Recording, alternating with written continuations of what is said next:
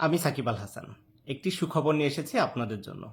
সামাজিক মাধ্যমে নতুন করে ভাইরাল একটি দাবি। কিছু পোস্টে বলা হচ্ছে তামিম ইকবাল নাকি মন্তব্য করছেন যে সাকিব আল হাসান দেশে ফিরলে তাকে কারাগারে যেতে হবে। এই বক্তব্য ঘিরে ক্রিকেট ভক্তদের মাঝে তীব্র আলোচনা শুরু হয়েছে। কিন্তু যাচাই করে দেখা গেছে তামিম ইকবালের পক্ষ থেকে এমন কোনো নিশ্চিত বা প্রমাণিত বক্তব্য পাওয়া যায়নি। বিশ্বস্ত গণমাধ্যম কিংবা তার অফিসিয়াল পেজেও এ ধরনের কোনো মন্তব্য প্রকাশিত হয়নি। এদিকে দর্শকদের প্রশ্ন, এই বিতর্কের বিষয়ে লাইভে এসে কি বললেন সাকিব আল হাসান। লাইভে সাকিব আল হাসান সরাসরি কোনো ব্যক্তি বা অভিযোগ নিয়ে কথা বলেননি।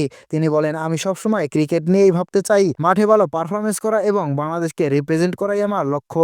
তিনি আরও ইঙ্গিত দেন, নিজের নাম নিয়ে বিভিন্ন কথা ছড়ালেও তিনি বিতর্কে না জড়িয়ে ক্রিকেটে মনোযোগ দিতে চান। অর্থাৎ সামাজিক মাধ্যমে যেসব কঠোর বক্তব্য তার বা তামিমের নামে ছড়ানো হচ্ছে সেগুলোর সত্যতা নিশ্চিত নয়। আপনার কি মনে হয়, ক্রিকেটারদের কি রাজনীতি বা ব্যক্তিগত বিতর্ক থেকে দূরে থাকাই ভালো? কমেন্টে জানান আপনার মতামত।